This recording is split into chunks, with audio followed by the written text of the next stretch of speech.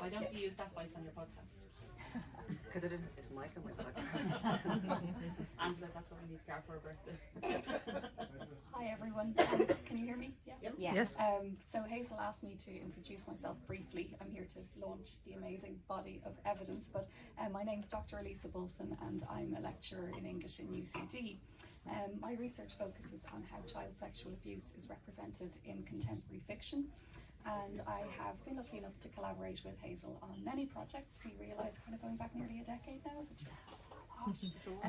And am indebted for her expertise, advice and unfailing support. I'm just going to embarrass you an awful lot now, Hazel. You better be prepared. Because I want to start by saying that I am deeply honoured to be launching Hazel's book today.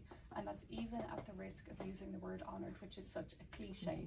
But as Hazel eloquently points out in your glossary, words really do matter. Words are powerful. And in this case, honoured describes exactly how I feel about launching the book. So I want to slightly reclaim it here and use it to say it really is an honour to be asked to launch a book of this worth. I have to admit it's the first book I've ever launched, so it was also a little bit daunting to be asked to do this.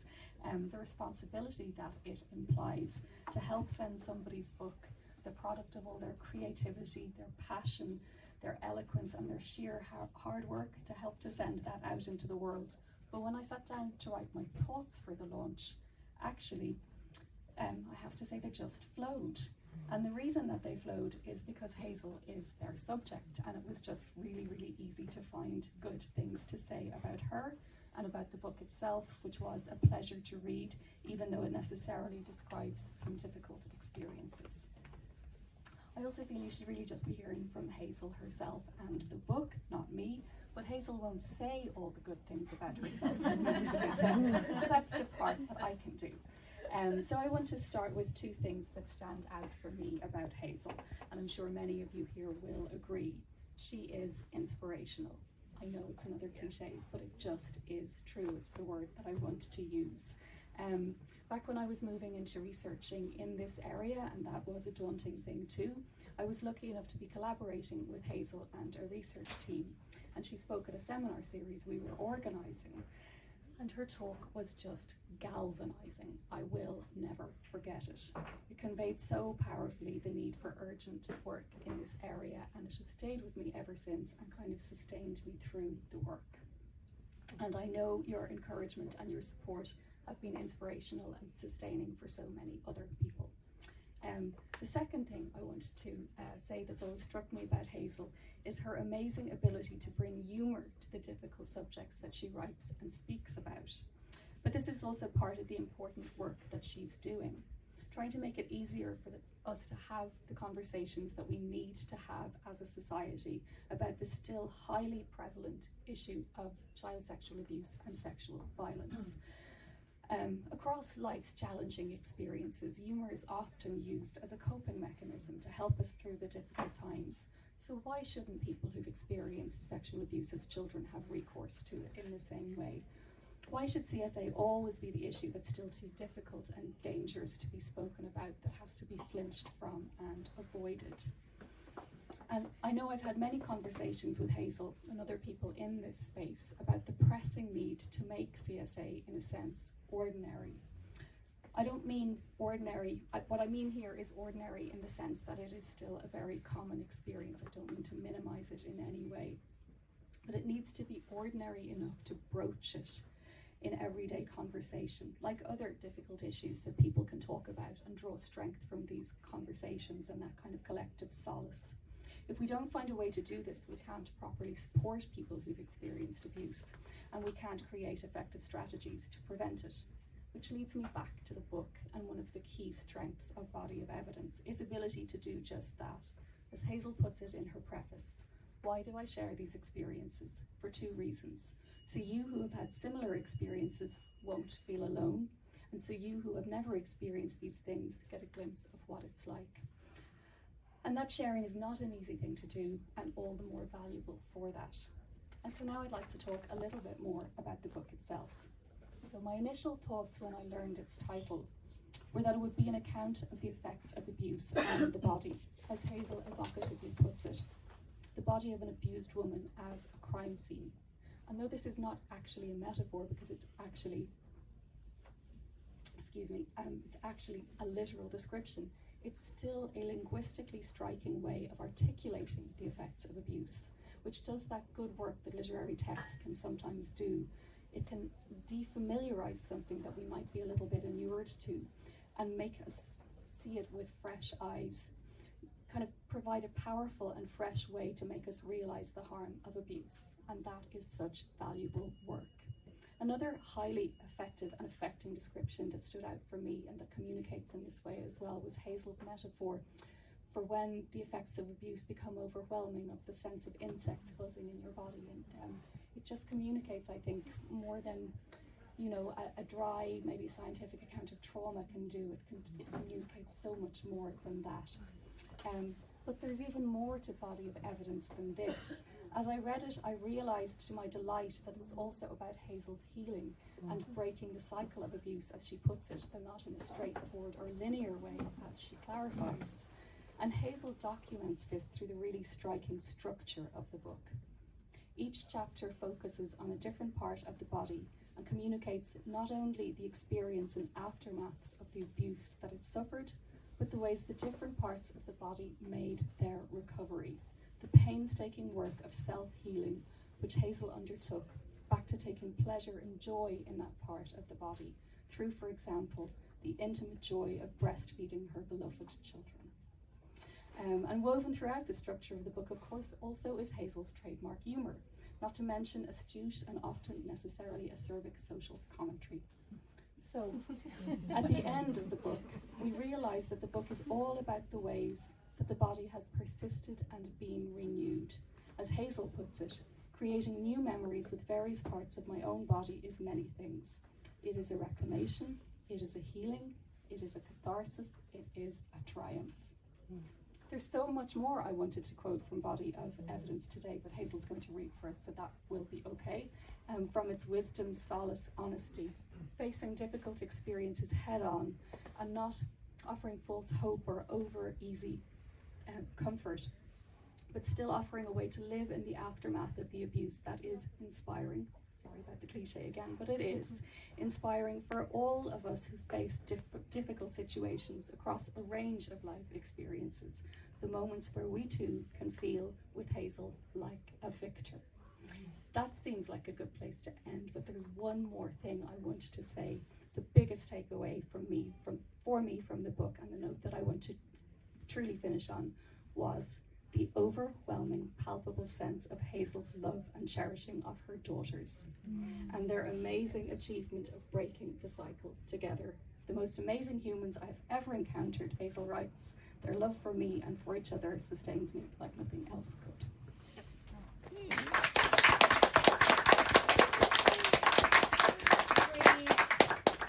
Sorry, well, didn't want to make you cry. Thank you for that. Too late for I must go and read the book. You've read things out that I've forgotten I'd actually read. Did I say that? That actually sounds quite clever. But thank you. And yes, it has been nearly 10 years since we met and did the seminar down in Trinity. It was a while ago. We've done a few things since between us. Written a few books here and there along the way. But yeah, and you were right that this was a funny one, because I thought, oh great, I'm going to write about myself, my favourite subject. Or maybe just the one that I know most about, or if I make it up, sure, who's going to correct me, because, you know. But yeah, it ended up being about this pair, which everything has been for 23 years next Thursday.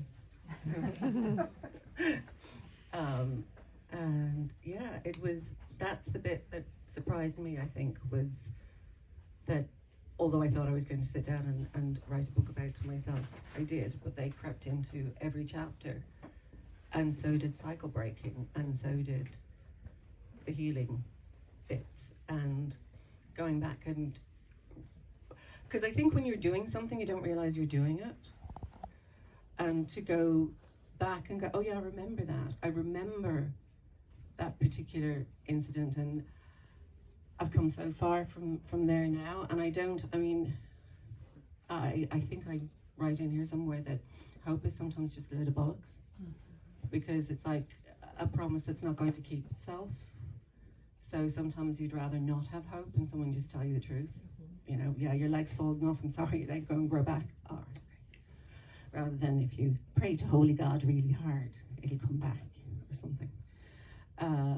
Because, spoiler, it won't. But yeah, I suppose I could read from the book then. And then some questions. And then some questions, sure. And because it's all about me, I might be able to answer them. You see, I'm a sociologist because it's a great cover for being nosy. I'm not asking for myself, it's a research question. And I'm an autoethnographer because it means that I can just write about myself. And my children, as it happens. Who knew? You see, the thing is that they get to pick my nursing home. Or, oh my goodness, Katie, you were there for this. The very first time actually that Katie had dinner with my children in my house, and I made the same comment. I said, oh, the girls will have to be nice to them because they're going to choose my old folks home. And then Ishtara turned around and said, actually, we could have you committed. You don't have to wait. And I said, and then of course, because Ishtara, unless you've met her or encountered her more than once, she's a very dry sense of humour. And she kept going, she started quoting legislation. It's probably far more worrying than if she'd been quoting scripture. And the two girls are nodding and being very, and Katie, and we had another friend with us who was French, so it was all like happening in translation for her. And they were looking at each other going, is this how they normally talk to you? Should we, like, how are we supposed to react here? Because nobody's smiling. And then I realised that no, it's okay, they're joking. And she started, yeah, of course. Are we? But guess what? I got not just day release, I got released for the whole weekend. So, you know, here I am. The best laid plans. Yeah, so I am going to attempt to read chapter 4, Larger Than Life. It's funny because a version of this was performed in the Axis a couple of years ago. During COVID. Yeah, during COVID, so it feels like I should be standing, but never mind. Imagine. I was the smallest of my mother's 6 babies. I wasn't a small baby exactly, but at 7 pounds 6 ounces, I was the smallest of hers. Now that we're all grown up, yeah, I'm still the smallest. The runt. For most of my life, I was skinny. For a while, I was anorexic, if you can believe that. Then I was slim, and I suppose I've always had an unhealthy relationship with food, like most women, like my own mother. She was a secret eater. I remember her as a slim woman, but only until I was about 4 years old. As I got older, she got wider. Now I realise that her girth probably grew in direct proportion to her own unhappiness. But I don't think mine has. I was bony until I was about 37, that's only 5 years ago. I liked having a skinny body. It was, according to every piece of mass media I consumed, acceptable. It was, I thought, felt and believed, the only thing about me that was acceptable. No, more than acceptable. Aspirational. I was what so many people wished they were. I thought that being barely there meant I was somehow more valuable than I would have been had I taken up more space. I used to think I looked well when my bones stuck out. I am no longer convinced this is true. My body was always a site of confusion. At once what I lived in, but never really feeling like home. My body was colonized by my own father before I could even speak. It was always a site of mixed messages. The father and brothers who heaped scorn on it during the day heaped themselves on it during the night. As they, and others like them, feasted on it, I starved it in the hope that they would stop gorging on me. Women's bodies are the zones where men wage their wars. Whether those wars are personal, political, or simply an extension of the wars that exist within their own heads and hearts. I remember being 16 and finding the cummerbund my eldest brother had worn on the day of his first Holy Communion, when he had been 7 years old. It fitted around my waist. I wore it under my clothes and beat myself up, literally and figuratively, when it got tight. I would berate myself for being fat, as if I, as a 16-year-old female, appeared to be heftier than a 7-year-old boy had been. I would attack my own stomach, pounding it with my fists as if it were freshly risen dough, as if that would rid me of what I deemed my excess fat. A few years ago, a dear friend of mine summed it up, it being the hate-hate relationship that women are encouraged to have with our bodies, when she said, I wish I were as fat now as I was the first time I thought I was fat. Mm-hmm. Yes! I thought, actually no. That version of me is not the version I want back. Because when I think of myself at that age, at that weight, I remember the feelings, the emotions, the terror, the constant fear, the unbearable, unending sadness, the wanting to disappearness of being that person. I wanted to disappear. No, that's not right. I wanted to blossom or something. I wanted to transform. I wanted to bloom, but I didn't know how. Does blooming always mean getting bigger? Always? Fat bitch, I used to say to the woman in the mirror. Or fatness. Or just fat, if I was in a hurry. Grabbing as much flesh in my hand as I could, I would shake my head in disgust at my reflection. Then I twigged that my girls could hear me and see me addressing myself like this. I didn't want them bearing witness to these little chats. I didn't want to infect my precious daughters with the pernicious disease of self-hatred. So I stopped saying those things to myself. Okay, to be totally honest, I stopped saying those things to myself out loud. No one could hear when I said how much I hated myself if the words were only audible inside my own head. Then in 2019, I nearly died, and my recovery took months. For the first 4 of those, I was confined to bed, unable to do much except eat and sleep. My appetite did not desert me. Ishtar and Kashmira took on the running of the house as well as everything else they were doing. Both excellent cooks, my daughters ensured that they nourished my fat body, as well as they nourished my soul. Being bedbound caused me to lose muscle and gain weight. Of course I noticed, sure, how could I not? Every single bit of me got bigger, well, except my ears. I was equal parts disgusted and fascinated by my new body, or rather, the new presentation of my old body. I have a double chin for the first time. I find it slightly cute to touch the area just above my throat and feel a jibbly bit of fat. My thighs are solid in a way that they never were before. Don't worry, there's no danger of a thigh gap here. I noticed just the other day that there is fat at the backs of my knees. I didn't know you could cultivate fat behind your kneecaps. My fingers were never the most elegant part of me. Now they are very inelegant and chunky. My rings need to be removed from their habitual fingers of residence, or in some cases, removed entirely. When I type, which I do for hours every day, my fingers rub off each other in a most ungainly fashion. There's only 49 pages left, okay? So if you need a loo. I do not want to stay this big, but it is not because each additional kilo of fat is accompanied by a commensurate kilo of shame. I'm not ashamed of my new, larger self. I am entranced by how different this is to how I am used to myself being.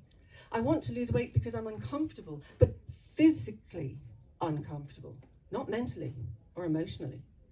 I am fascinated by what I have become, intrigued by the corporeal mass of myself, fascinated by the fact that when I was a size 12 or a size 10 or a size 6, which I'm not meant to be.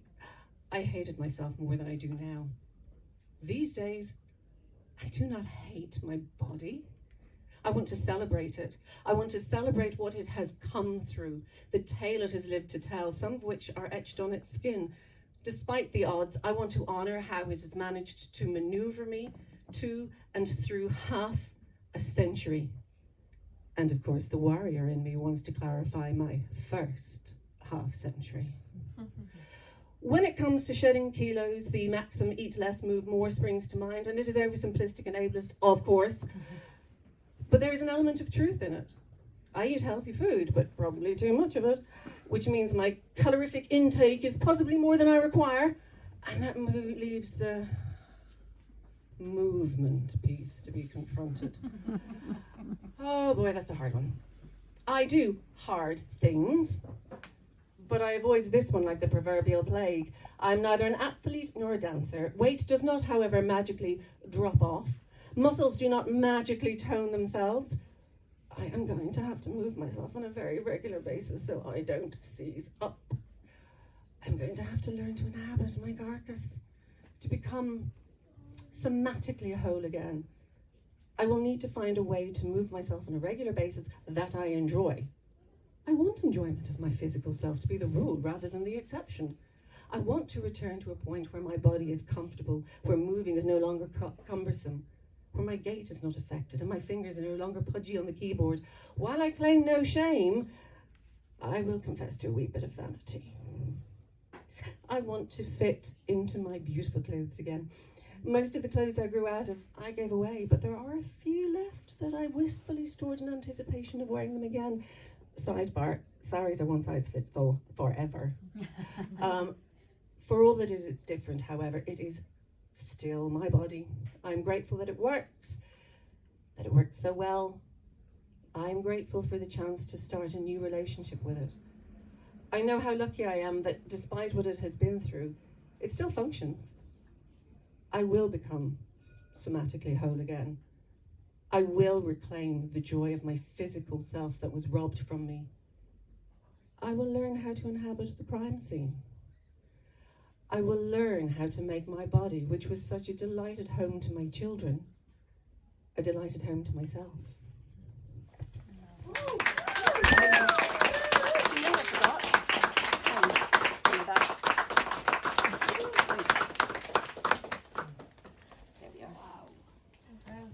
Amazing, hearing it out loud, even more so than reading it from page just.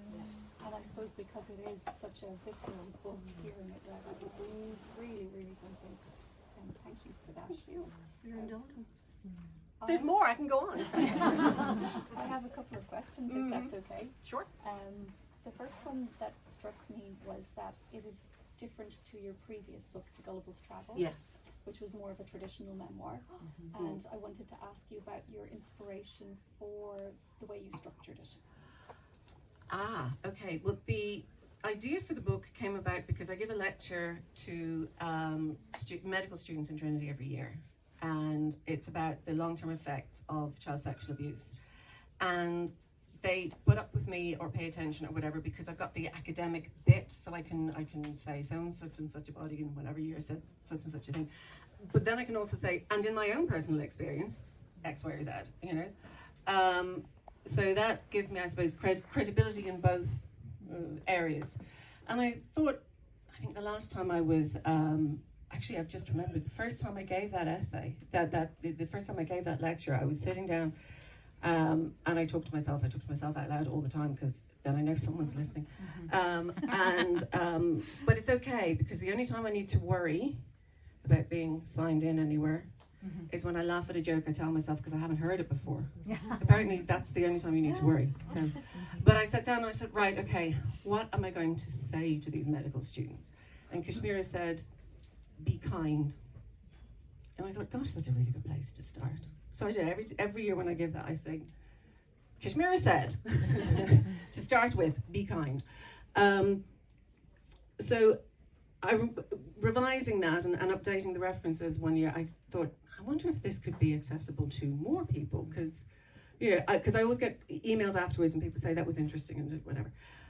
And then I thought, maybe it could be a series of essays. Maybe let's try that. So I kind of took what I'd written and expanded on it. And because there was no deadline, I kind of took my time about it. And then there was one, I'm a member of MAM, as is Andrea, and as is Donna. And Mothers, Artists, Makers, so we're theatre workers. And we were having a salon, and there was time at the end, and it was like, well, anybody else got anything? Well, a few things I've scribbled down, sure, I'll read that out. And then the other women were saying, well, look, that isn't just a book, that's actually a play, that's a one-woman play. So I thought, okay. And then it was premiered at the Civic during COVID, and it was reasonably well received, because you were there as well, yeah. And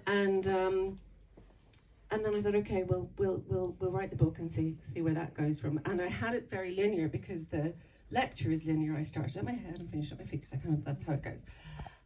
And then June Caldwell had a look at it with her editorial line. She said, this is very interesting. She said, but you say that healing isn't linear, and the telling of trauma is not linear.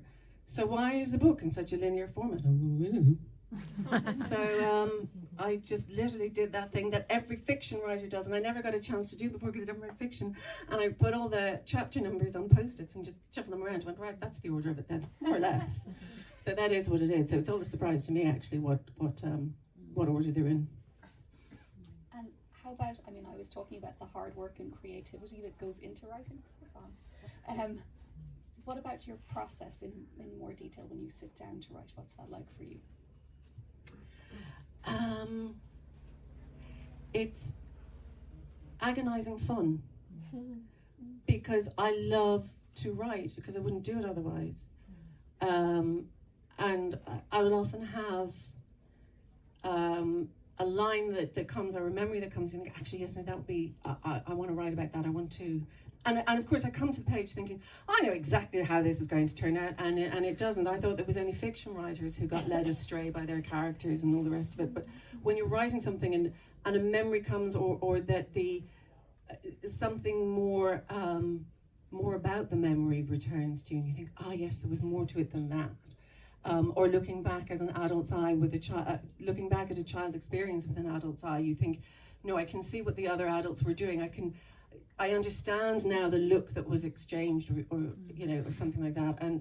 But the agony comes from trying to find the words that I really mean. Sometimes you kind of go, no, that's not it's more than that. It's that, I bet the Japanese or the Germans have a word for it, but, and eventually you kind of go, okay, that's, and interestingly, I find that writing by hand is often preferable because I am more forgiving of myself if I'm handwriting, because I think that if I'm putting words on a screen, they need to be damn near perfect, like that's the real one.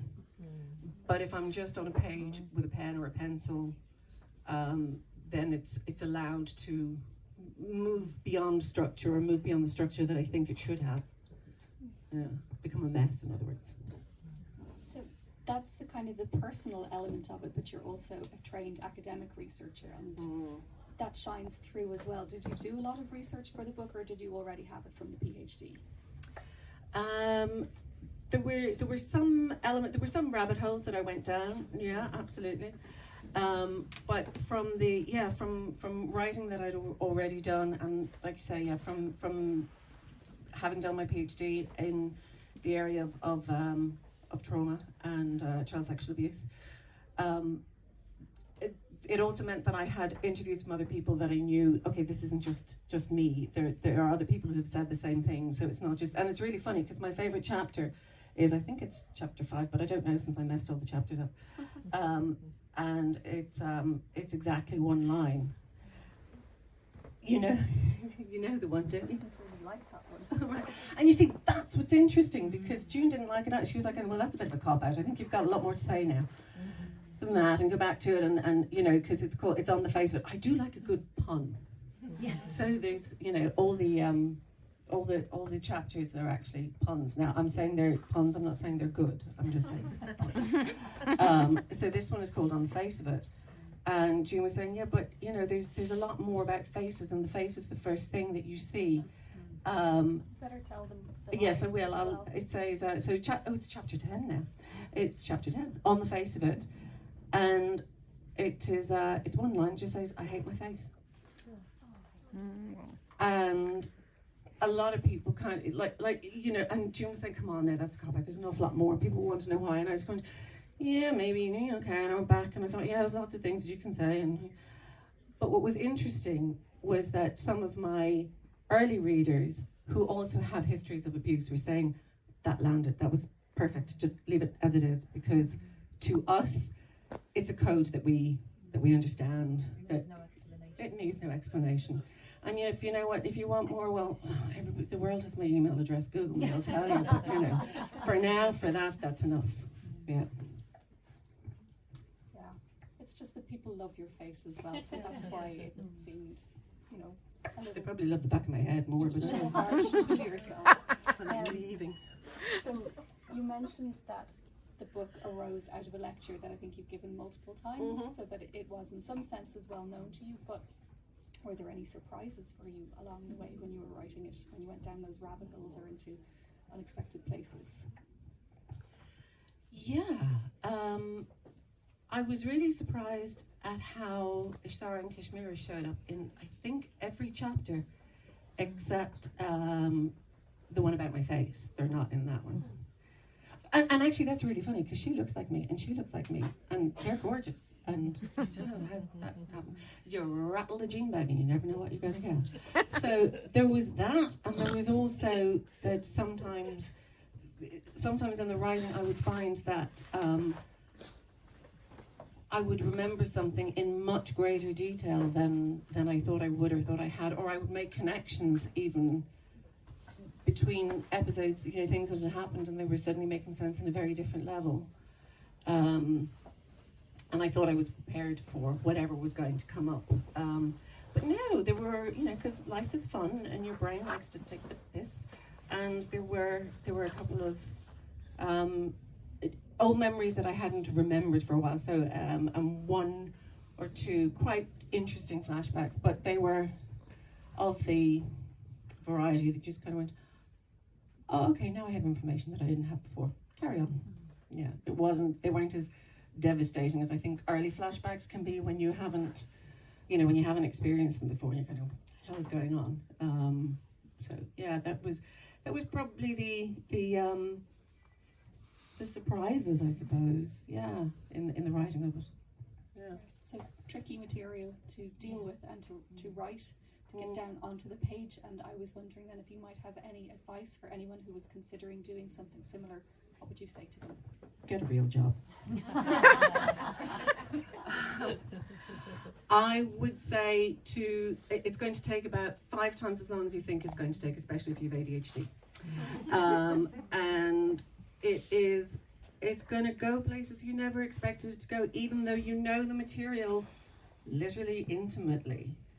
But do it, you know? And even if you're just doing it for yourself, since when have we decided that unless your hobby it can be monetized or there's financial reward in what you're doing, that, well, you really shouldn't do it because then it's not productive.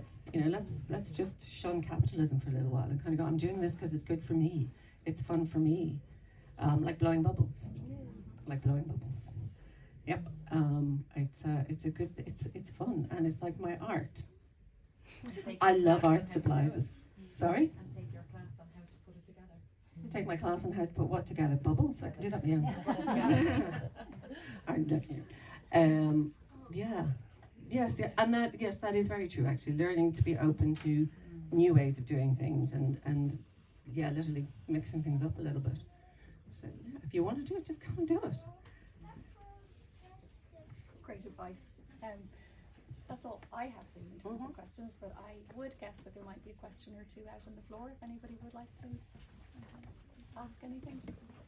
I'm just wondering about the type of reception that you've got from the medical students, Hazel, in terms of that lecture and in terms of how you resonate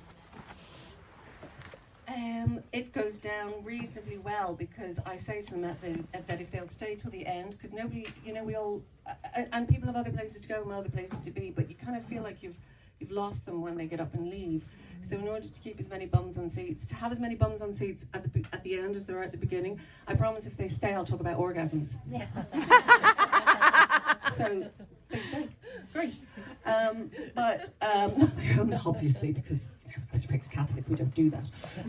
But I could point them in the direction of a good. Oh no, I can't, because nobody writes about women's experiences in the medical world. No, sorry, I got nothing. But what I do is, I do find that I always get emails afterwards, and there's always disclosure afterwards.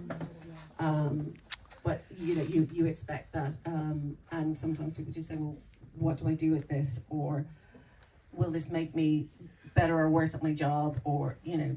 But oftentimes people will just say, it never occurred to me. That never occurred to me that trauma would continue, or that things that aren't necessarily the obvious things, you know, like, sorry, I said I keep everything PG because it's a family store, but that, you know, parts of the body that we might associate automatically with transsexual abuse, when, you know, so trips to the gynae, for example, you kind of think, well, that's going to be problematic, but nobody ever thinks that, well, actually maybe going to see the ENT doctor or the, I don't know, the dermatologist, that might be slightly triggering as well. So it's just to have that awareness.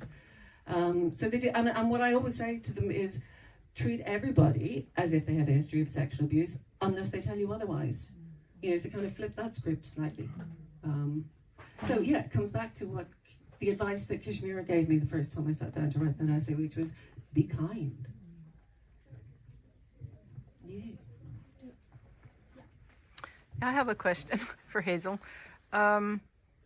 Would you say that the process of writing this book, which of course took years and went through different phases, and also including the phase now of launching the book and now it's going to be out in the world, do you think that the actual process has been further healing for you?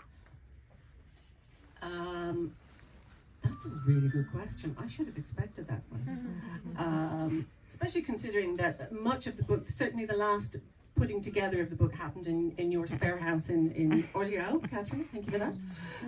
The keys are in my bag, always. Very welcome, very welcome. But yes, in fact, because I've always said, you know, that the job of your readers is not to be your therapists. You know, do your therapy and then write your fucking book. You know? That's not the contract that you have with your readers. Your contract with your readers is to entertain them, no matter what the subject matter is, or no matter what they call entertainment. But I think that what was a surprise for me was learning that, oh gosh, actually, yes, I don't feel that way anymore. Oh gosh, that is actually a memory. That is not current anymore. That is gone. That is over. And again, I think you don't realize how far you've come until you look back and kind of go, no, I am actually looking back. Oh, that's a relief. Wow. Yeah, that was Great. Yeah, I think Thank that you. was pretty much the biggest surprise, or the biggest healing bit. Just picking up on that, because I had a similar question, but I'm wondering if you remember the feeling you had when you finished this book, and is it different to the feeling you have putting it out there for others to read? I'm not sure it's finished. I'm sure I'll go through it and kind of go, oh, there should have been. But it's okay. It's done now, because again, the pressure of a deadline, it had to be done. Yes, because I'm still kind of surprised that people actually want to read it. And surprised at the reception from people who don't even know me.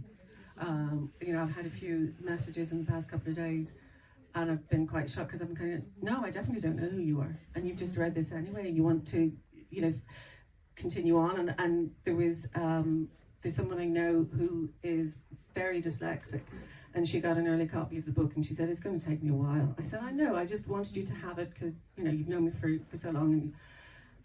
And I got a text from her the next morning to say I went to bed early and I finished it. Wow. Okay. Cured dyslexia. Sorry, yes. I cured dyslexia. There we go. That's going on my business card. Yes. Yeah. We have a question. Oh, hello. Hello. So, International Women's Day, I have to ask you this. Yes. Yeah, you're an example of humor and resilience and just an embodiment of so much for us women. If you were to, on this day, give women a message about stop doing this, start doing this, continue doing this, what would you say?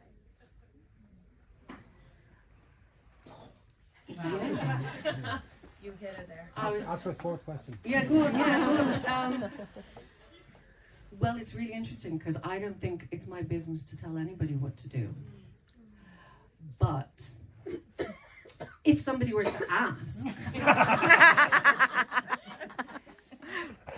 I would say, you're perfect just the way you are. Just love yourself.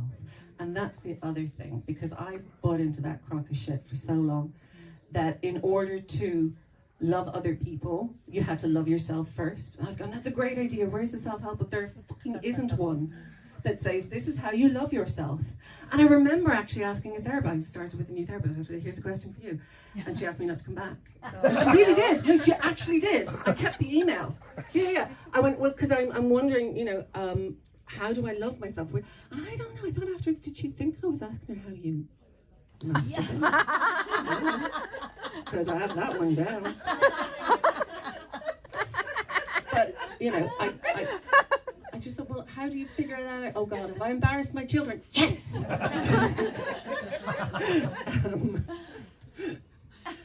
That website? No. Yeah, because I bought into that idea that you must love yourself first, but there was nobody to tell you how, and I thought, well, that's not fair. Where's the manual? Because bibliotherapy is one of my favorite things. If I need to know somebody's written a book about it. Where's the book? There isn't a book. And then this idea, and then I got really annoyed because I had my girls and I knew I loved them. Don't tell me that this is not love. Like, what is it then? And I just thought, well, you've been lying to me all these decades, because of course I love my children and I didn't need to learn to love myself first. However, because I love them and because I only have daughters so far, I knew that how I spoke to myself and how I treated myself was modeling for them how they should treat themselves. And I thought, I don't want my kids treating themselves the way I treat me. So I learned in reverse, but hey, I do a lot of things backwards. So, that's, that idea of loving yourself and however that is for you today, that's good enough. Because being told that my love wasn't enough, that's the kind of the dominant narrative, if you like. But to be able to say, no, I don't believe that anymore. And I'm allowed to not believe it. So, yeah. So I'm going to not a question, but more of a response. So I done a review, and I'm just going to read this out to you and explain why I did the review. So Hazel is such an exceptional writer, and I feel that the words of the book are more, I felt the words of the book more than I felt my own body. Body of Evidence is powerful, real and raw, but also a place unexpectedly funny. This is such an important tale of healing and how not all real families are connected by blood, but by trust, love and respect. By writing this so honestly and about her own experience, Hazel has created a big family of survivors. My purpose in writing that, because I'm not a reader, and Hazel knows I'm not a reader. She tells me, read this book, read that book. I don't. It's my first time in chapters. By the way. Said this to Angela when I came in. Your way of writing and telling a true story has opened up, and I'm going to say, a new portal for people who are afraid to come forward and to express how they feel and feel how they feel. Hazel knows me, I'm not the person to express my emotions. We battled with that and so much. And I read the book in an evening to see how it was. And I just think, and I am dyslexic still. Twice. I say sterling steak for stripline steak. So come on with it. But I am just in awe, and my one thing that I take from that, family is not blood. Family is the friends that create you, and family can hurt you, but families also support you and bring you to where you are. And as your friend, I'm just so proud. That's lovely. I'm going to get emotional now. Hazel, what are you doing to me? It's next to me. I'm emotional. So, anybody else got anything they need cured? Back again. Back again, yeah. One more question. How's it going? Since travels the body of evidence, that long, nasty, twisty road that you've travelled. How much do you think that you've crumpled and trampled on the bitterness that could have overtaken? I don't know what you're talking about. I'm a bitter old bitch. You're always in my house moaning, but never mind that. But no, seriously, like.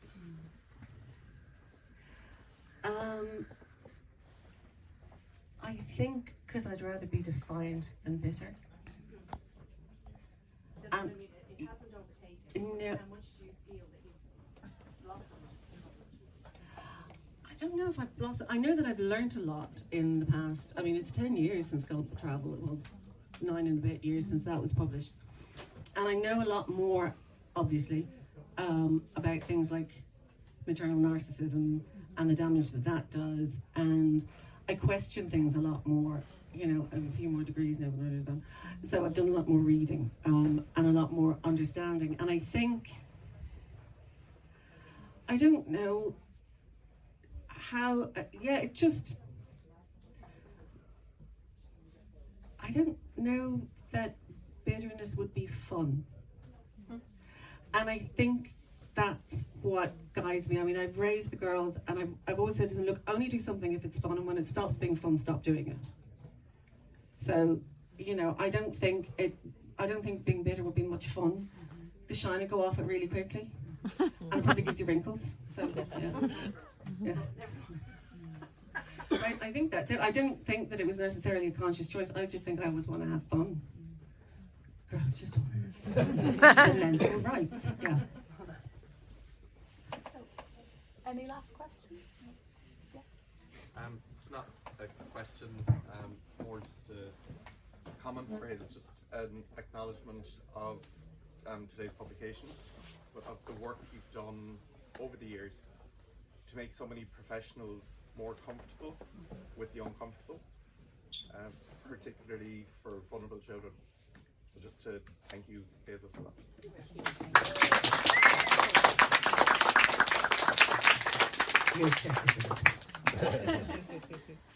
People still write checks. Yeah. I think only if they have money. I think we absolutely can. Every one of those questions was amazing. Every one I was thinking, oh, this is the perfect question to end on. This is the perfect, and you said the perfect thing. So well done to Hazel. Thank you very much. Yay, Hazel.